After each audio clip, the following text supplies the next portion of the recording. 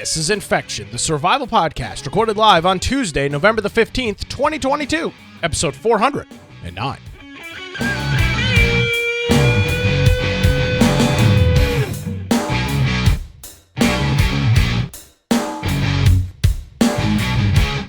Hello, ladies and gentlemen, boys and girls. Welcome to another edition of Infection, the survival podcast. Infection is your weekly source for the latest information in and around the video game industry, with a little bit of a common sense political twist here and there. My name is Nick Craig. You can follow me on Twitter at Nicholas M. Craig. You can check out my daily political antics by visiting my website, nickcraig.com, and downloading the Wilmington's Morning News podcast. There's only one website on the entire earth that you need, though, and that's infectionpodcast.com, who is our lovely webmaster for this, Brian with an I, Aldridge. Brian, it looks like, based on your background, you're trying to sell me some sort of, no pun intended, some sort of crypto scam. I know it's an Unreal Engine background, but trying to sell me something, some new age technology that is like that's $15 billion worth of Facebook Meta to create that background. It's really amazing that you've got an exclusive peek at it. So thank you for bringing that tonight. And we'll have a little bit of Unreal news. It's not going to be a ton, but it actually will lead into another story that we're going to talk about. But if you want to find me at Brian Aldridge on Gab, Parler, Getter, Truth Social, or Boise Computer on Twitter. Of course, my blog, biteoftech.com. And if you go to our website, as Nick said, the only website you ever need in America, infectionpodcast.com, you go to the upper right-hand side and join our server on Discord. I mean, as long as Discord stays open, we talked a little bit about that last week. And they did open. Actually, right after the show, they announced some sort of a subscription model. What? We were saying, it popped up on my thing that there's some sort of a subscription thing. Oh, I'm going to take a look while you're doing your intro. There. Yeah, if you can find it, that there's some sort of subscription service for it now.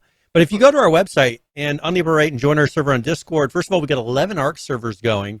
I did enable on there DK. We'll be opening that up for a month so that some of those foundations and crazy things start to clear out. But the beautiful thing about that is in a month here, when those start clearing out, you will have some prime real estate for people that are no longer playing to put up some awesome bases. And so if you're interested in that, make sure you maybe get a foothold so you can start building up some materials on one of the servers, and then you can expand out in here in a month and actually have something to do it with. We also have on their Conan X-Style server, it's running a number of mods and things for quality of life. Been running smoothly, people playing that every day. And so both of those, if you want information onto it, just jump on our Discord, and we've got links on there for joining those servers. If you want to submit some news, so maybe something you think we should be talking about, just put a link to that in the news channel, and that way we can review it before the live show starts. Perhaps it's a game, perhaps it's something that's popped up throughout the week. We do refer to that channel, and usually it'll make it into the show if it's relevant to what we're talking about. If you want to get a hold of Nick or I, that's also a good way to do that. If you want to watch the live show, you can do that through Twitch or YouTube. And of course, if you want to listen, that isn't live, but we record it and upload it after the show is done. And there's lots of different platforms and devices that you can listen to on the lower right-hand side. Pick whatever's most suitable for you. If you are going to be listening, though, that means that the show notes for that particular episode are already uploaded. And so if you click that particular episode, there's a nice audio player, a video player, and then links for everything that we refer to throughout that show. So maybe you're listening and you want to see a video that we played. That's the perfect place to go do that. So you can either watch it afterwards or during the show while you're listening to it. Also, if you want to support us, there's a support option up top or infectionpodcast.com/support. Yeah, we had a couple of people come in with some subs here before the show started, Brian. Our buddy USAF Zombie hitting us up with the 17-month resubscription. Our buddy Donnie, who's got a new name on Twitch, is also hit us up with the resubscription, and 360 Gaming Live also with the resubscription as well before the program started. So thanks, everybody, for your continued support. All right. We've got a whole bunch of kind of interesting news here to get started. Yeah. I think, Brian, the kind of the story of the week, and I know a lot of other folks have talked about it, and we'll fully admit, I'm not a crypto expert. I don't believe Brian is either. We talked a little bit about this actually on our Christmas show last year. But this isn't really as much about crypto as it is just scams and people running cover. This is the story of FTX, which, I don't think we need a whole lot of background on it because it's been talked about everywhere. kind of the gist of it, FTX is similar to Coinbase and Robinhood and some of these other exchanges that allow you to buy cryptocurrency. In the case of FTX and Coinbase, you don't actually own that cryptocurrency. You're kind of like from what I understand, you're kind of like leasing it from them at a price. You don't have an actual wallet that you can transfer things out to and into from what I understand. So it's a little bit interesting to see how that works. Falcon saying it's a broker again, like a stock brokerage. Unfortunately, when your whole company and their whole value was based off of a fake cryptocurrency, which was known as like the FTX token or something like that, they had essentially made their own token that they determined had an inflated value that they borrowed a bunch of money off of I'll give you a real world example. Elon Musk bought Twitter. He borrowed money off of his leveraged Tesla stock. That's how he was able to borrow money.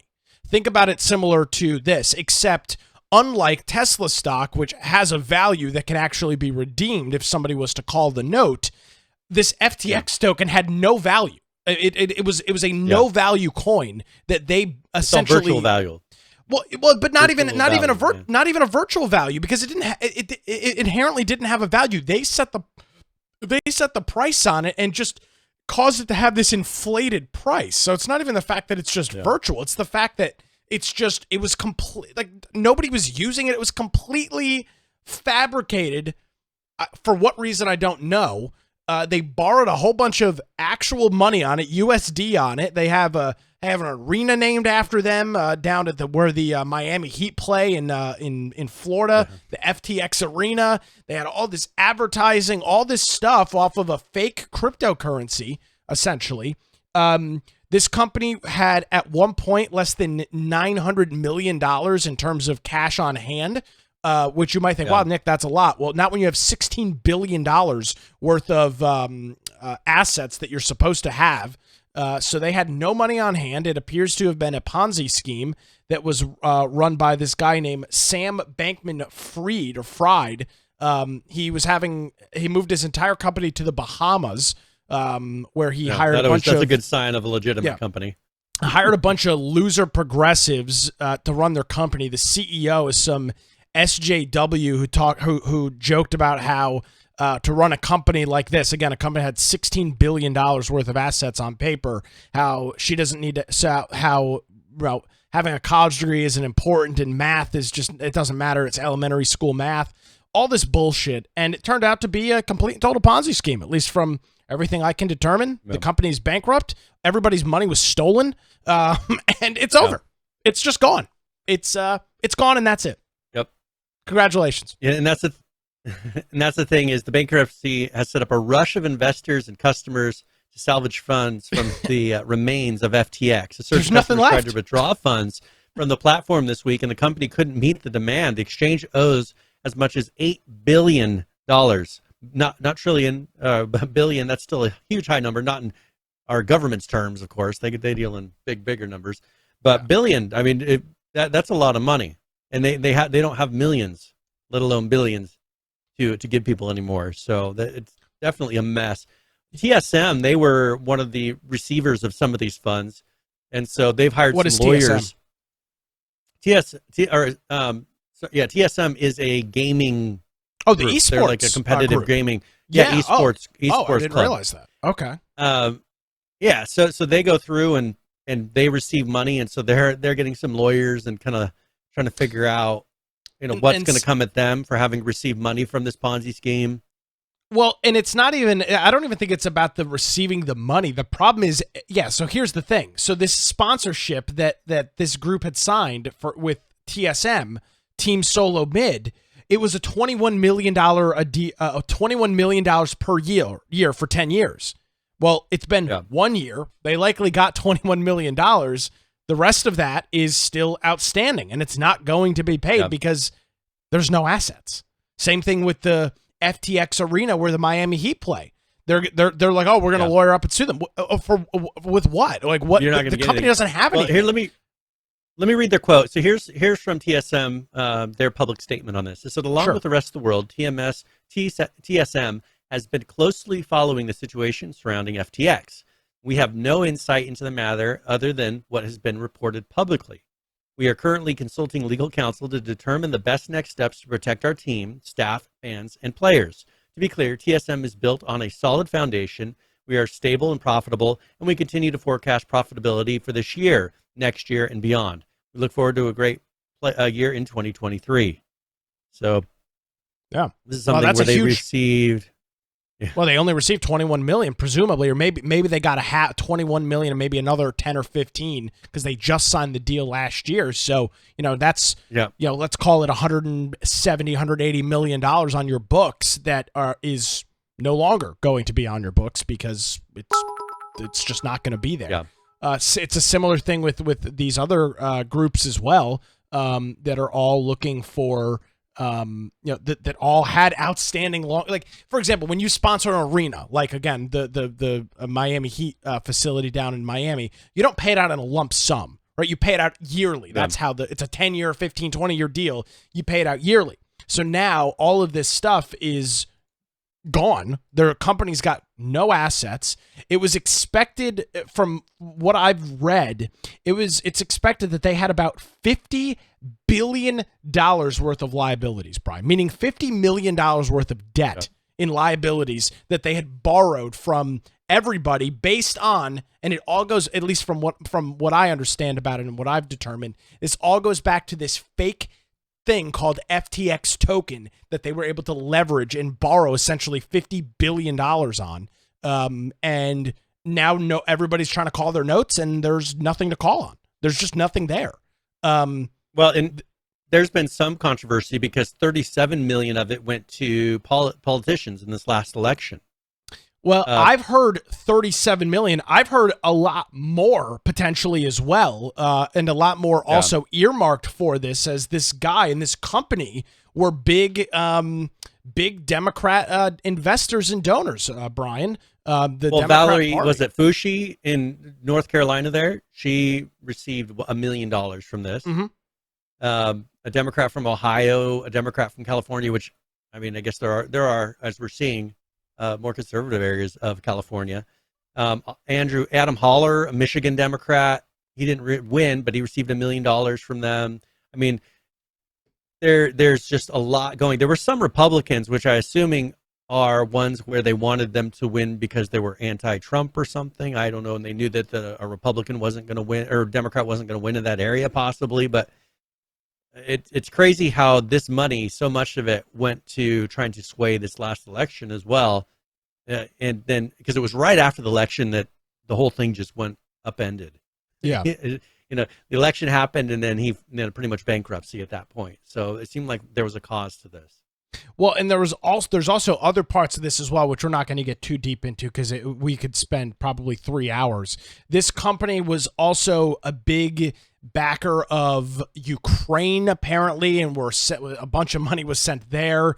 The IMF listed this group as a big donor. Well, the World UN had them listed as a big donor. This group, from what I could have taken away, Brian, from it seemed like it was just money laundering. Whitewashing and money laundering is kind of what they did. I don't know how much of this is because I try not to get into the conspiracy theories of it, but from just what I've heard, and as I said, it could be a conspiracy theory. You never know with the news nowadays because they just throw things at the wall and see what sticks, it feels like sometimes. But from what I heard, the billions of dollars that we're sending over there, some of that in Ukraine was being laundered here and then sent out. So Yes. We'll see if that actually... So we'll, thank you, Biden. We got Biden laundering into the FTX crew here, and then getting it to the Democrat Party, which we'll see if that actually proves to be true. I'm not going to say yes or no because I've heard so much news back and forth that conflicts each other in the past however many weeks, just because of the political season. But it'll be interesting to see if they can track some of that down and see how much money from Ukraine ended up going into this fund. Yeah, and that's the $1 million question. And there is a lot of I'm not going to call it misinformation, but there's a lot of nonsense on social media that's most definitely there's just not enough information to prove that it's the case or prove that it's true. But that's why I don't put much weight on it until I see the proof and the actual paperwork behind it. One of their other things was the FTX Foundation, which is how they were doing all this. This was their charity group that they were doing all this great global good stuff in. The real question is going to be now, what is the legal fallout? Because FTX and crypto is not a backed security, meaning that there is no monetary bank behind it. There's no Federal Reserve behind it, which, by the way, is a good thing. That is one of the huge benefits of having a decentralized currency or something like that. The flip side of that is that when somebody is running essentially a scam or a Ponzi scheme, there's really no way for anybody to get their money. And Brian, what I find so frustrating about this is for normal people that are not invested in crypto, but see the advertisements, because they advertise in mainstream stuff now. I mean, you've got the crypto arena where the Los Angeles Lakers play. You had that Coinbase Super Bowl commercial with the QR code that popped around the screen. It's becoming more and more mainstream. And my concern is that now everybody is just assuming that Bitcoin, Ethereum, and all these cryptos are just scams because they read a story about FTX and all of the great work that actual decentralized currency and Bitcoin advocates have done over the last couple of years to try and, make this something that isn't black magic has just been completely washed away. And for those people, it's got to be devastating. All that work, all of the messaging and stuff to try and convince people that it's not a scam and it's legitimate. And then you've got this jackass who is just literally running a Ponzi, what seems to be a Ponzi scheme for him and his weird sex orgy stuff that he's doing down in the Bahamas. It's just, it completely destroys the industry. One thing I'm saying, my worry is that this is going to make the government step in and say, well, we need to manage cryptocurrency. Absolutely. So that this doesn't happen again. Yeah, and here's the thing, as crazy as this sounds, and I'm not an advocate, it makes sense for them to want to do that. Does it not? When you've got potentially tens of billions of dollars that is just gone, it puts the government in a terrible position where they almost have to step in. And I don't want them to step in at all, but they almost are left with no option, which is just crazy to me.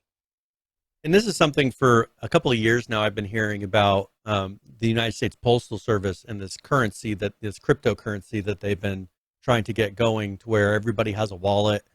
And it's something that, I've seen things that seem official that are pointing towards this happening. That's my concern, is that they're going to say, okay, well, let's make a nationalized currency or worldwide currency that is based off of something that the USPS, well, that kind of defeats the purpose. The purpose of this cryptocurrency is to have it something that's not linked to the government, so that you, even if the government doesn't think you have funds, because look at what's happened so much lately. MasterCard, Visa, if they don't agree with your politics, they get kicked off the platform. PayPal, all of these people that allow you to go through and do credit card transactions or any kind of money transfers, if they don't agree with your politics, and you can't say, oh, that's a conspiracy theory. It's happened over and over and over again in the past 4 years to 6 years. If it's run by the United States Postal Service, you still have that danger. If they decide they don't like you, they will just shut down your funds. When you just mentioned that, it reminded me of a tweet I saw earlier today. You'll like this, Brian. This is out just about 6 hours ago. New York's Federal Reserve and multiple global banking giants set to start a 12-week digital dollar pilot program. JP Morgan and Chase and I think Schwab are some of the groups that are in on this. So, yes, this is absolutely happening. And that's the push. That is absolutely is the push. And it's just then they don't have to print money. Because right now it costs them money to print money. They can just say, now we have a billion more dollars. And you know what we've been dealing with lately is inflation. Horrible, horrible inflation, because the amount of money they've been fabricating and sending overseas and fabricating and giving people as welfare and helping people. That's why everything is so inflated with prices. The inflation is because the amount of money that we are printing and creating and sending places. Imagine if it was digital and all of a sudden they could just instantly say, we have $1 billion more. Here you go. Let's send out $1 billion virtual dollars. Inflation will go insane and it'll be much worse than it is now. Well, and this also comes to the idea, and we're getting way off topic, but I think it's important. Yeah. This also comes down to the idea of oh, well, Brian, if all your money is in a digital dollar or digital wallet and you've been a bad boy and you have not been towing the government line, well, that's a real bitch, Brian, but your money is frozen. Mm-hmm. That sucks. Hopefully you can get that figured out, because now you can't buy food for your family, and that sucks. And sorry, and I think that's why with all these stimulus payments and all of these ways they've been trying to get people onto the welfare system, that's the perfect segue for that. We'll give you a card that's this virtual currency that the stores can then say that, this type of food is worth this many credits, and then come up with some sort of system that will ease people into this virtual currency. Then they can create all of these welfare programs with no real money. And that's going to be dangerous. That's when we're really about to go off the cliff. And I kind of warn people now, if you'll see, I think you're going to see the attempts at that, and hopefully there's some changes that prevent that from happening. But I think that's the direction they're going, and that's just going to kill our country. That's going to kill our dollar, and people are going to truly see what being poor is. Because in America, we haven't seen what being poor is for quite a long time. Yeah, our poor is walking around with a brand new iPhone and a car payment and all this other stuff. That's not real poverty. Yep.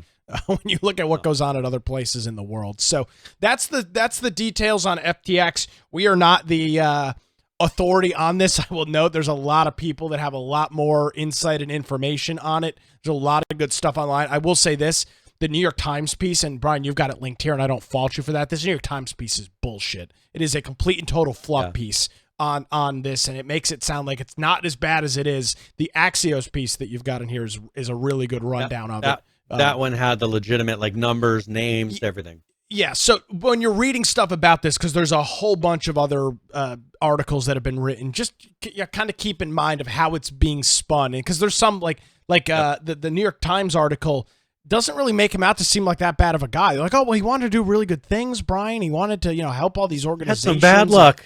Yeah, just had some bad luck of screwing. And the best part about this, and I say that tongue in cheek, the best part about this is that the only people that got screwed and hurt are the actual middle class, because Bankman and his friends, which by the Bankman Fried, I mean, it's a pretty ironic name.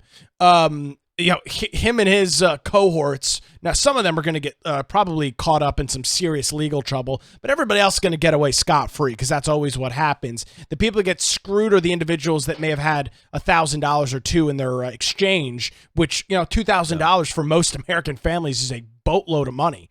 So right now, those are the people that get hurt. So in all this virtue signaling, and we're going to do all this great stuff, you've once again, like every good Democrat and good scam, you've hurt the people you're attempting to help the most, which is everything that we see going on right now in this country. It's a shame. And right now the debt ratio of your average person is going up quite a bit. A lot of people are starting to live on credit cards because of the cost of food and.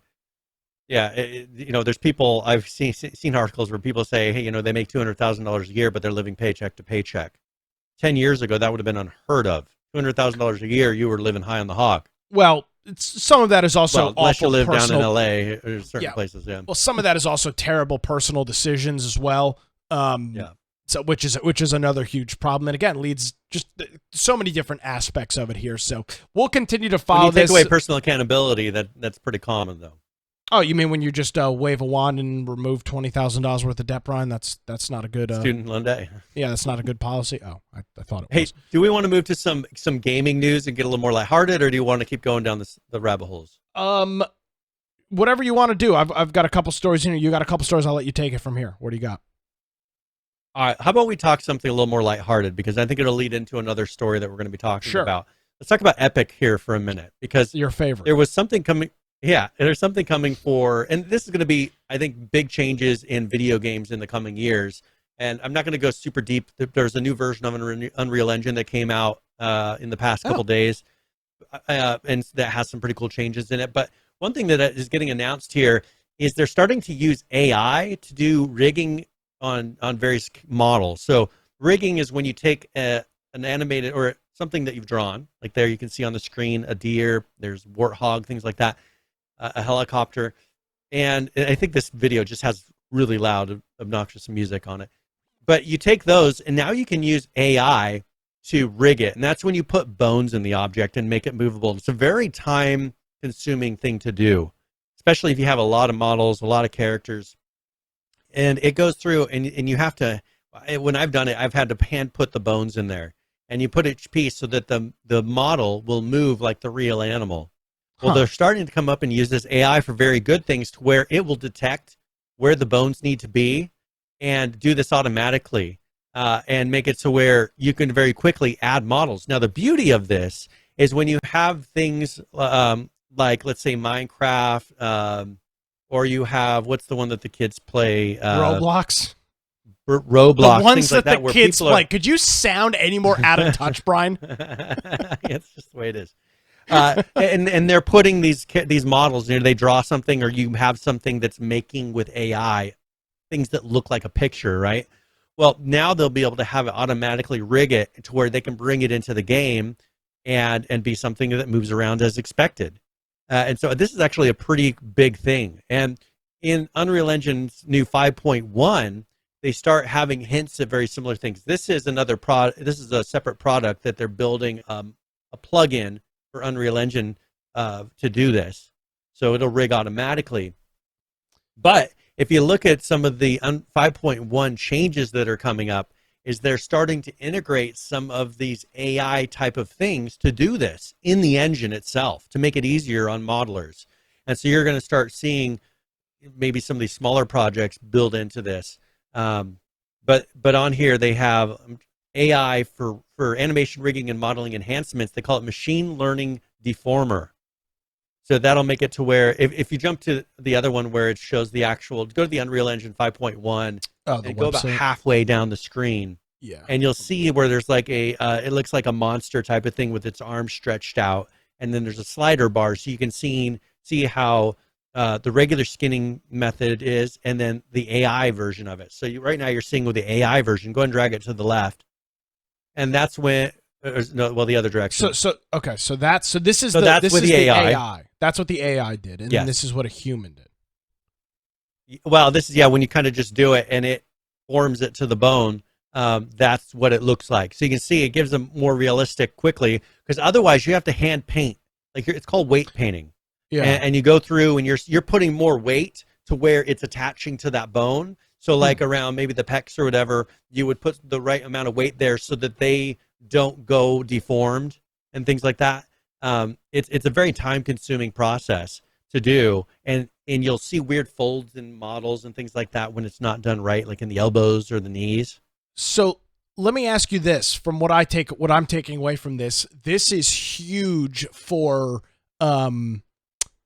actual indie devs. This is huge for actual small developers. Don't have a full staff of people that you can just hand it to and say, "Hey, can you rig this for me and then weight paint it for me?" Because that's because now the AI does it.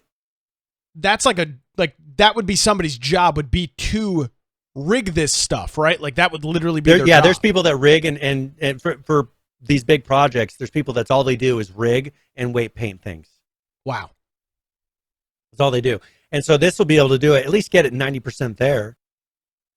Maybe you'll turn around and touch it up some places, but this is going to get it pretty close. And so this is going to be huge, especially for the smaller projects that don't have a huge team of people that are very specialized. Because a lot of times you'll get modelers that know how to make something that looks really cool, but then you want to take that and make it to where it moves in the way it's supposed to. And that's usually the modelers don't know how to do that. They know how to paint it, make the object, shape it, kind of like clay, and then maybe texture it on the outside to make it look like it's supposed to. But then you say, can you rig that? Most of them cannot rig it. Yeah. And so this will, even for modelers that want to make something that they can then turn around and show somebody, they can use that to then rig it as well. Very cool. They've also been working a lot on the AI as well, for having a lot of people walking around, having smart objects, for like AI things moving around the map, like you can see. So they're starting to improve that. But the big thing here that they're changing is if you go more towards a little bit two pictures above that one where there was that character.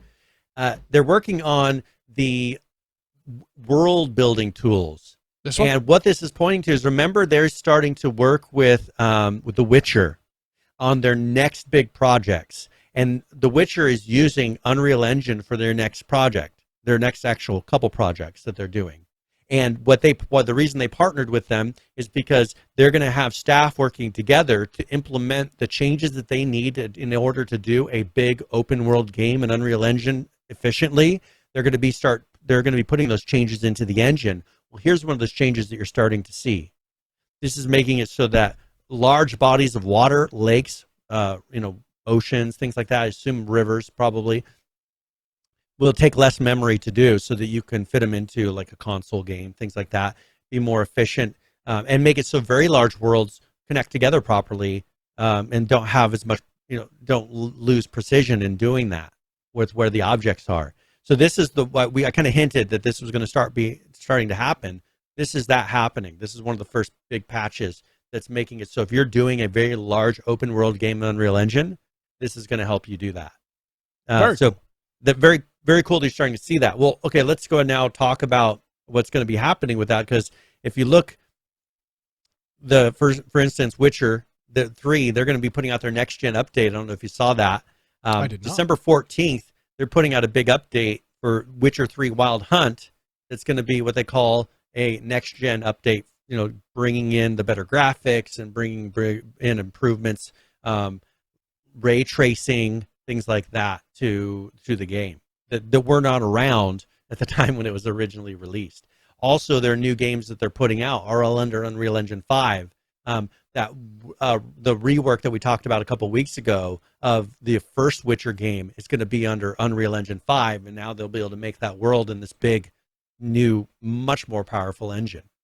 And so I'm really excited to see all these things coming out from the Witcher crew, CD Projekt, because I don't think we've really seen Unreal Engine 5 and open world yet done well. And so I think they're going to be one of the first companies to actually make something that's impressive on such a large scale, and also using these really high fidelity graphics that we keep hearing about. Because you see them here in little projects once in a while, or something that's like a PlayStation, Xbox style game where everything's so scripted and you're pretty much just doing cutscenes, kind of like that track you run down with a PlayStation game that drives me crazy. But those are coming out. Another thing that we had talked about, that CD Projekt Red expansion we talked about a couple weeks ago, they did confirm that that's not going to be free. That's going to be a paid-for expansion. Yeah, I had a feeling. So, yeah, so that's not going to be a free DLC or anything. It's called Phantom Liberty, but we can expect that out. I don't know. That's going to be still out under all the old engine and everything, but they've been fixing a lot of things. They put out a new update here in the last week. They supposedly makes the graphics a lot better on a console. So they're still pushing pretty hard. I think they're only going to get so far with that old engine that it's on. But I think they're kind of fixing up the last couple things for maintenance for all the old engine, and then it seems like they're just going full board on Unreal Engine 5. Well, do you blame them? I mean, it doesn't. At this point in time, it makes their engine used to be. It was called what? Frostbite? Wasn't that their engine? Or is that somebody else's? No, I think that was one of the. That's one of those like Call of Duty. It wasn't Call of Duty Frostbite. Let's see. I don't know. I'll look it up here really quick. Yeah. So, but it just we're at a point right now. You go back 20 years in video gaming. The only option was for you to build your own engine or buy some white label engine and then customize it to be your own. In where we are right now with what Red Unreal Engine is what they called it. Red Engine. Okay. Where we sit right now, it just doesn't make sense to. And we've talked about this for literally probably 7 years now. There's just no point to keep an internal engine up to date and ongoing. Anymore. There's just there's no purpose now. It's just, you've got all of the tools you could possibly want and more on an engine that is available to license. And you don't have to deal with any of the BS for supporting it long term. When a company comes out with an engine like the Red Engine, if there's an exploit in that engine they are the ones that are responsible for maintaining and managing that long term. For the rest of its life, it's your product. They don't have to deal with that stuff with Unreal. They license that stuff out. Unreal will fix it. They don't have to worry about it. Well, and here I just put a new link in there. Open up those release notes for Unreal Engine 5.1. I just want you to scroll through the length of it, because I was scrolling through it, and just the amount of change that they made from the 5.0s to the 5.1s is incredible. You're gonna have to scroll faster than that because it's pretty long. But I can't have gone through. Let me do my favorite game of Control P. And how many pages? Oh boy, it's just loading the preview. I can't wait to loading see. Preview. 580 pages. This is just the change log for the 5.1 version. The changes from 5.0 to 5.1. This is purely just the changes that they've done. Did it crash? It crashed my browser. But it's back. Okay, we're back. Okay, good. But it's just a ton of pages. I mean, I didn't count it or see, but if you look at the little scroll bar, like the little thing you drag up and down, is super small.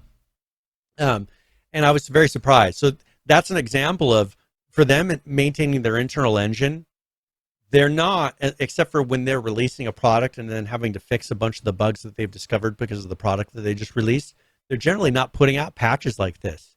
Epic is putting out patches like this every however many months for the not major but semi-major releases that they do. You know, for the Unreal Engine 5, that was a total rewrite for their engine. And then they have 5 point whatever patches they've been doing to kind of make that new version stable. And now this is the first the 0.1 version that they've done, and just look at the number of changes they did in the 0.1 version. And for a company to do that for a product that they haven't been touching for a long time, the CD Projekt Red is the perfect example of this. They put out a number of games, didn't touch their engine for years, and then all of a sudden wanted to put out a new game. Well, you've had years of getting behind in the industry. Your technology has been getting behind for years, and now all of a sudden you're trying to fix your engine and bring it up to date with some of the newer technology, and bam, there's a perfect example of what went wrong with Cyberpunk. Cyberpunk was nowhere near where it should have been for what kind of a game it was supposed to be. Imagine Cyberpunk on Unreal Engine 5. That would have been awesome. Hopefully they'll go and rework it someday. Let me ask you this. What about the Fallout people? Right, because all their stuff is still on their own engine, but I know that the new whatever isn't the newest Elder Scroll, isn't the next revision of that going to be on Unreal, or am I just fabricating that? I could have sworn one of the new Skyrim universe games was going to be on Unreal, because the Elder Scrolls 6 is going to use their creation engine too. It's like Starfield. Okay. Starfield. Right, so they made a new engine for it. But they overhauled it for Starfield, and then also they're doing it for this new game. So that'll be interesting how that pulls it off. That'll be a good example.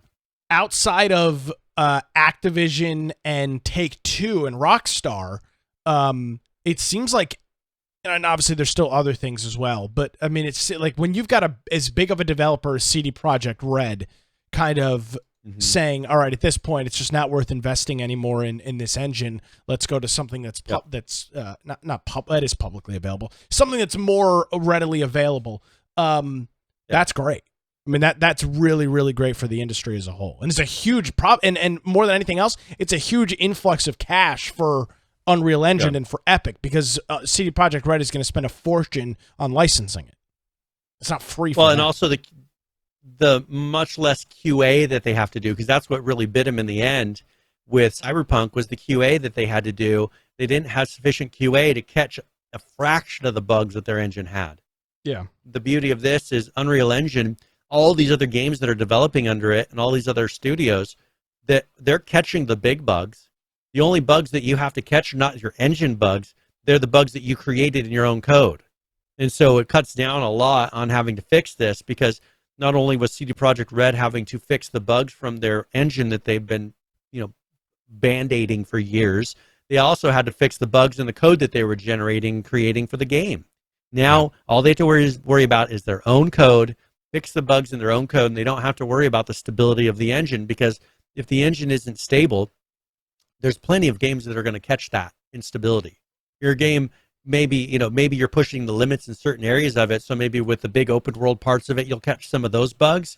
But the AI bugs and all the other bugs that all these other engines have code that's heavily using, that's going to get noticed early on, especially because some projects are keeping pretty current with Unreal.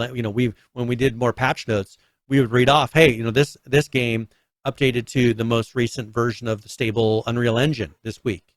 Those games are going to catch a lot of those bugs, and so your engine, which is probably then going to be a couple releases behind, as far as your Unreal Engine install, is already going to be nice and stable by that point. So it's a win-win in the end for them. Plus, they take advantage of all the RTX and just the hyper realism that they put in if they want to take advantage of that. And now all this open world stuff, which they've already kind of been doing for Fortnite. Fortnite has turned into just incredible with how they're doing large map things of changes that are happening in real time, where you see rocket ships in the world changing while players are running around the map. 10 years ago, unheard of. 5 years ago, very improbable. And now they're doing it just randomly in the middle of matches, having huge world changes. And so the amount of technology changes happened in these engines is pretty incredible. And all these funds of especially Fortnite has been pushing them to make these changes, and now getting these big projects on there is just going to push more funding into the engine, which is pretty cool. Well, speaking of that, kind of a similar story here. You've got a story in here about a Superman game.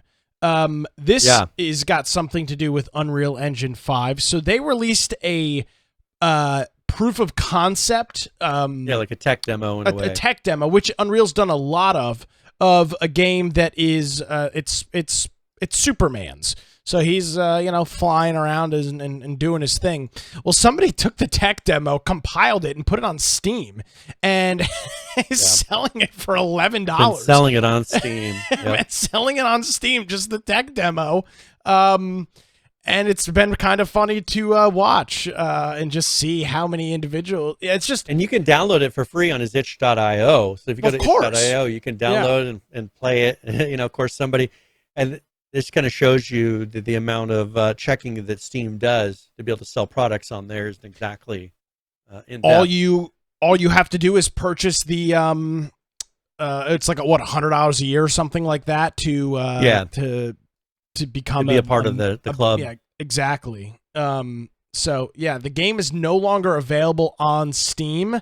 There are a lot of good comments about because I mean literally like so here.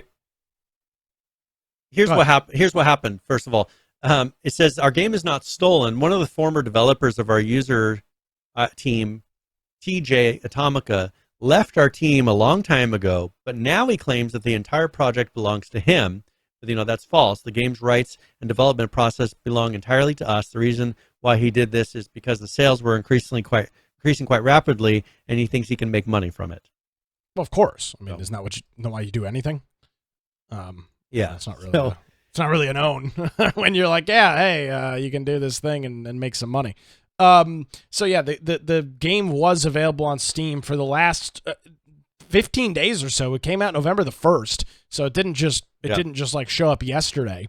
And a little bit of frustration with that this guy was literally just selling a Unreal Engine tech demo for $11. I wonder if Steam is going to. Has Steam released a statement about this? Because the game is gone. Are they going to be refunding I haven't the seen players? Anything yet. What are they going to do? I'm trying to pull up the Steam page through an archive here. I should have had this prepared, but of course I did not.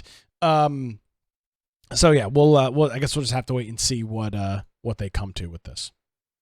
Yeah, I haven't seen any kind of response from Steam yet. I haven't seen anything that actually says that they've even acknowledged it other than copyright striking it. Oh, interesting. Okay. So they are the ones that pulled it down. That's good to know. And some other video game news here, Brian. Take-Two, which is the publisher, Rockstar is the developer of everybody's favorite game, Grand Theft Auto 5, which has been out now for 9 years, which is pretty crazy to think. For the first time in 9 years, now there are How many quarters in a year, Brian? 4? First, 4 quarters. second, third, and fourth. That gives us a year. So taking a look and trusting my trusty calculator here, 9 times 4 is 36 quarters. For 36 quarters, Grand Theft Auto has continually added more sales for the last 36 quarters. This past quarter, which would have been Q3, which we're getting the data on now, is the first time that the sales have slowed. Now, it's the worst quarter for Rockstar in terms of Grand Theft Auto in 9 years because the game has sold so well. But even with that, it's still sold around 1 million units in quarter 3, which is July through September, estimating that they've sold more than 170 million units of the game across platforms ranging back to the Xbox 360 up to now the Nintendo Switch has got some version of it or something like that. So pretty wild to think that for 9 years they've been able to profit this. And I did the math on this too, again, also with my trusty calculator. Let's say the average price of the game was $40 between, a lot of people bought it at $60, but some people bought it at $30. You're talking about $6.8 billion worth of sales at 170 million units. That's if the average price is 40. It's probably closer to 45. I just use that as kind of a low ball estimate, near almost $7 billion off of sales of this game. That's remarkable. Well, and that's because of the quality of it. And one thing that they've said lately, because people get mad about how long it takes for them to release new versions of Grand Theft Auto, and the Take-Two boss said the company is a hit factory that'll always prefer delays to flops. So kind of, it's almost a slap at Cyberpunk because they were delaying, and then they had a flop. I would rather personally, I know people were getting frustrated at the time. Personally, I'd rather have them delay. If the game isn't up to the standard that you've set for it, then don't release it yet. Because as you can see, once you've released it, and if it's a flop, Cyberpunk is still trying to come back from that. Even if they fix all these things, you'll still have plenty of people that say, I'm never going to play that again. So I think this is something where you just have to let them put it out in the times they want, because usually when they put out something, it's so far ahead of the curve in technology that it's worth the wait. I mean, I was so happy with Red Dead Redemption 2, and not with the online play of it, but with the story of it was amazing. I wish they would put out DLCs or expansions to it to be able to get more out of that story. But yeah, the Minecraft, you have a thing up there, the 50 best-selling video games of all time. Minecraft on top, which is 238 million, and then right below that's Grand Theft Auto 5, 150 million copies. Yeah, this is funny enough. This is actually on HP's website, which is odd. HP Tech Tapes. I had no idea that they had this. So yeah, I mean, you're talking, and this is all time. I mean, you've got games like Pokemon, Super Mario Bros, and stuff like this on here as well. So for them, Minecraft, yes, the most successful, but in terms of for Grand Theft Auto and for Rockstar, I don't think you could have possibly asked for a better game than in GTA 5.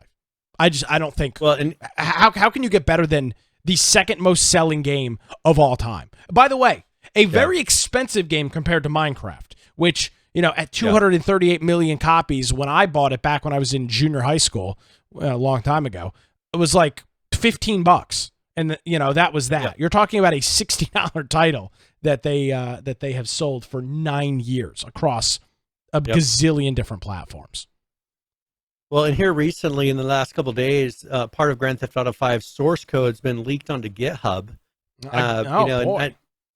I don't know if this is going to make a major difference. It's not a huge amount of code, but it's just a section of code that's still available on there. We'll see how long that lasts, or if they think it's just not relevant enough to bother taking down. What are these files? They've got .sch? What, schedule? I've never seen that extension before. Maybe that's a proprietary engine for their game engine? .sch is... I've never even heard of it. What is it, a visual diagram of some... I have no schematic? idea. I mean, it's a C++ code usually. Is that C++ right there? I couldn't tell you. Yeah, I'm not sure. I bet you I don't know why they're calling it .sch, but you see the very top one that was a .cpp. That's a C++ file for the first file that they had in there. Yeah. And so yeah, this so that's C++. Yeah. That's definitely C. I'm surprised this is still up. A little bit of code. Yeah. Oh, well, it's yeah, only shut uploaded it down. 23 hours ago. Let's see. There's 5 forks. Yeah, so, what if people forked it? What are people forking it to? What are they doing with it? That's just keeping a copy of it on their. Yeah, I guess so. On their page. Interesting. Well, if I am Brian, if I were a gambling man, which I might be, I would say that whoever's behind this, hopefully they've done this anonymously, because Rockstar will sue the living you-know-what out of them if they can figure out who it is. This is, the one thing when you've got the second most selling video game of all time and you've made nearly $7 billion on the sales of it, you have plenty of money to protect your intellectual property, and you will protect your intellectual property, and you will be successful in protecting it. So it'll be interesting to see if whoever's behind this is able to stay anonymous, or if whoever GTA-source is on GitHub is found out and tracked down by the internet police. Yeah, we'll see what happens with them. All right, do you have a preference on where we go from here? Yeah, kind of. Let's just talk about this real quick. Over at Twitter, we've been covering, of course, the saga of the awful, terrible, worst guy ever, Elon Musk, wink, wink, nod, nod, buying Twitter, and how it's going to be the end of everything. So he apparently laid off everybody that ran the Twitter gaming account, which was an account. It was just at Twitter Gaming. I never followed this account. I didn't know Twitter had a gaming account. Retweets. It just retweets people in gaming's tweets. So and once in a while, post memes. They're not really doing anything other than resharing influencers and tweeting memes randomly. I mean, it wasn't. They're acting like this is the end of the world at PC Gamer. One of the most influential gaming, Twitter accounts that are out there. But I went and looked at what they tweeted, and it was just reshares. It was, where's the value in that, personally? Unless you're using it as a news aggregator.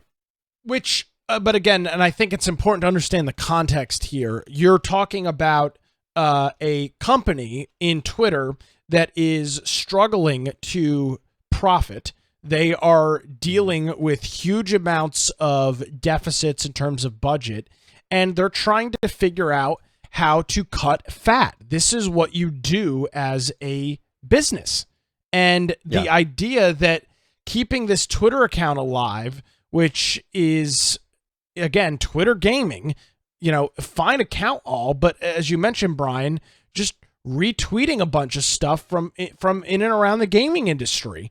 And is this something that, and this article doesn't say how many people, but it says multiple people. The idea that it took multiple people to retweet content or make memes that were most likely stolen off of Reddit is shocking to me. This was probably like a 5 or 6 person team, Brian, all taken down probably $70,000 or $80,000 a year to run the Twitter Gaming account.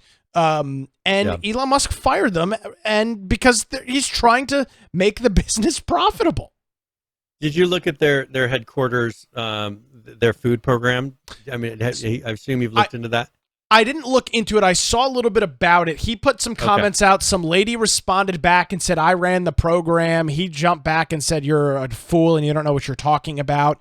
They were apparently providing and making all of this food every day for nobody because nobody was working at the office. It was $13 million a year. Yeah, so it was $13 million a year is what they were spending on the food program, just at their headquarters. Which I will say, for most people, you would look at that and gasp and say, oh my God. But to be fair, at companies that are like this, that have a campus, not just tech companies, but large entities, large businesses that have massive campuses, this is not uncommon to provide breakfast, lunch, and dinner at your campus because it causes people to stay in the office and do more work. So $13 million a year to feed hundreds of employees isn't the most extreme thing in the world, but there's more to it, for instance, for instance, at Google, in their Kennewick office, they had multiple cafeterias. And in those cafeterias, they were creating food for all of the different ethnicities and people with various food preferences, whether they're vegan, maybe for religious reasons they had certain diets,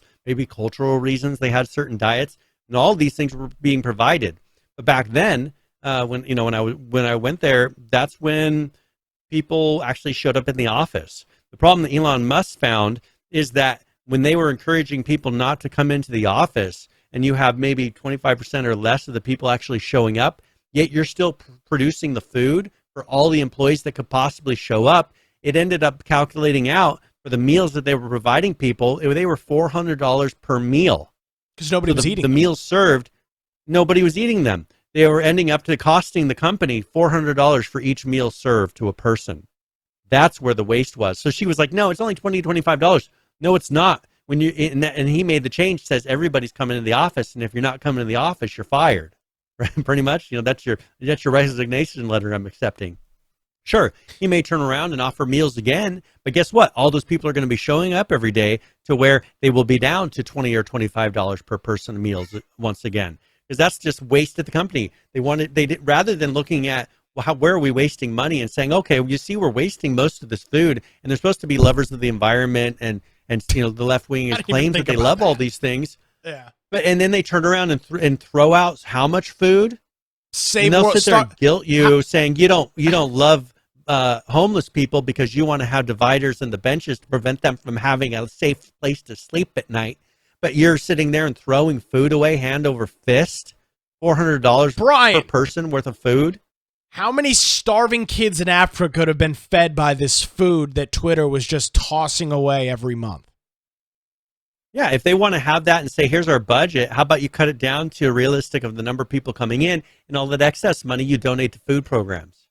Do something like that. Instead, they wanted to have this fake sense of, oh, look how cool our work environment is. Look at all this food you can eat. Yet they were throwing away thousands of dollars of food a day. Thousands of dollars of food a day.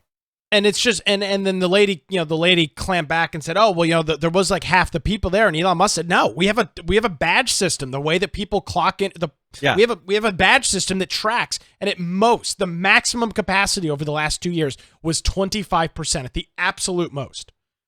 Yeah, and it was costing $400 per plate served. Yeah, $400. Yeah, which, and again, it is a benefit when you work at a company like that. That is one of the benefits, and it's a perk of working there. Some places have gyms that they offer on site. That stuff's great. Unfortunately, when you offer that service and then you don't scale it down, when you essentially allow everybody to go home and work, you are just pissing away money. And again, it comes back to the whole thing with Elon Musk. This is no longer a publicly traded company. This is a company that has to be profitable, or it will actually go out of business. Twitter, as a publicly traded company, was never going to go out of business because they could have always no accountability in it. Well, which is shocking to me that there's more accountability under Elon Musk's private ownership, where accountability is not required, than it was as a publicly traded company with shareholders that should have been holding Jeff Dorsey or whatever the hell his name was, and all these other guys' feet, Jack Dorsey, and all these guys' feet to the fire. Per Agarwal, holding them to the fire and saying, what the hell are you doing? Why are you allowing this? How did nobody know?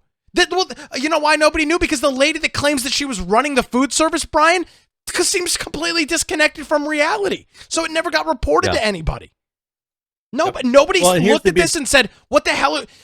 Elon Musk said in his tweet, there are more people preparing the food than eating the food at the Twitter headquarters. Yes. More chefs than people eating. That's batshit crazy.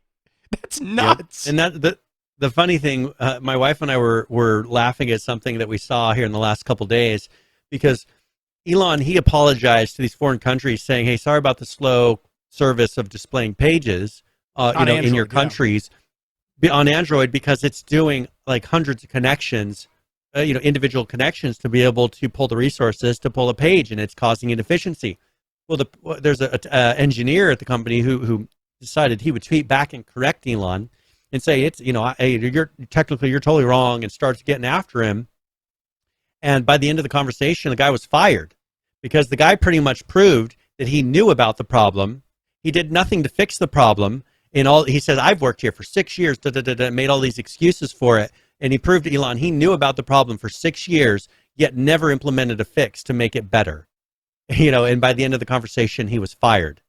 There's all these people here trying humanity. to prove. All these people trying to prove how I'm not incompetent. Look, I've been doing this for 6 years, and I think it's run perfectly. And the stats and the numbers behind it, now that he has total access, prove you're incompetent at your job. And he's just firing people left and right because they're just not doing what they're supposed to do. Because there was zero accountability at the company.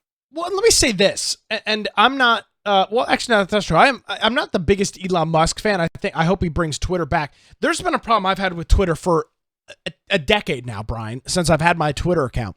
The Twitter video player is awful. It has always been awful. It never works correctly. How in the hell can the second or third largest social media in the world not be able to make a video player? Have one of the worst video players on the market. And again, it goes back to the idea and the notion that somehow under a publicly traded company that nobody was being held accountable. Nobody had the balls on the board of directors to say, and it probably comes back to the point that nobody was actually using the platform. You had a bunch of board of directors, big money people that didn't use the platform, didn't know a damn thing about Twitter, saying, yeah, everything's looking good, everything's great. When the reality is the end engineers come back and say, oh, this is right, and they throw technological jargon at them and get them to say, oh, yeah, it is. We're doing this many teraflops and gigabits. Yeah, that sounds good. When it comes down to, but we're doing 100 connections, and when you're doing that over a cell phone in a third world country, it doesn't operate very well, does it? Simple things like that. Rather than they would grandstand and say, oh, it's working perfectly, rather than looking at the realistic. It's kind of like the emperor that has no clothes. We've been using that as an example for years. You can look at it and see that there's a problem. It doesn't matter if the person next to you says, oh, but you don't understand. It's really, there's no problem at all, and let me give you the reasons why. I can see the problem, and if technically Elon looks at the problem and he says, this is a problem, he's smart enough to realize he doesn't need to know all the details to know that there's a problem. And, and he's been pulling out those things left and right. His Twitter replies have been absolutely savage over the last couple of days. I mean, he is just roasting everybody. I don't know if you saw this one. This senator from Massachusetts put an article out and said, why was somebody able to create a verified account impersonating me? And his response, perhaps it's because your real account sounds like a parody. I mean, this guy is just going, it's funny. It's great to see somebody that owns the platform, Brian, that's actually engaged and uses the platform. And that's, I think, a problem with so many companies, not just tech companies, but companies in general. Do you actually use the product? And I've said this for years, and people think I'm weird for it. I listen back to not only this podcast every week, every episode we do, and I also skim through my daily podcast that I do. Obviously, I can't listen to all 3 hours of it. Why do I do that? Not because I'm an egotistical maniac, which some people might disagree with, especially my girlfriend. The point is, I use my own product. I listen to it and I go, oh, why did I say this? That doesn't make any sense. That point I made doesn't connect. It doesn't. It may have sounded good in my brain, but the presentation didn't work. I use the product. I listen to it, and I think if more people just did that, the products would be a lot better. But nobody uses anything. You think the guys running Facebook use the platform like a regular everyday user? No, they don't. Like a grandmother?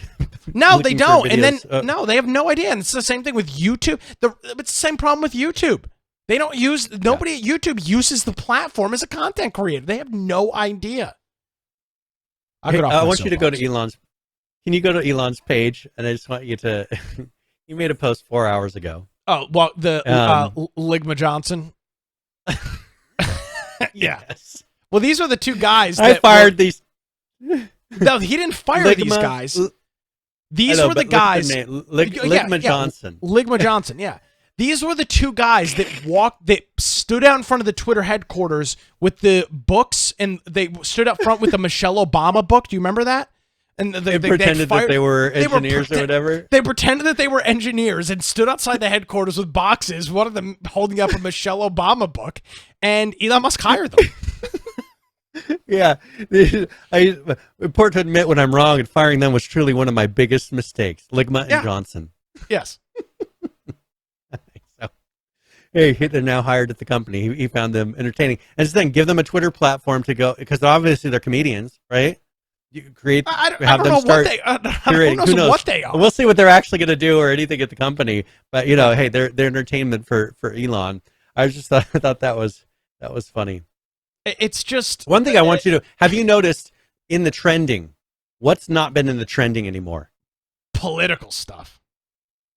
Well, or LGBTQ, all the stuff that was being inflated and pushed to the trending that wasn't really trending, that they want you to think that everyone else in the world is thinking about and talking about, no longer there. It's actual things about sports. Here's news. Actual trending right now. Trump's about to announce he's going to run for president, and that's actually trending. You've got a couple of basketball games going on. I'm in North Carolina, so elections. Russia's bombing apparently Poland, so World War III. These are like actual things that people are talking about. Not that it's, Pancake Pride Month or whatever the horse shit today is supposed to be or whatever.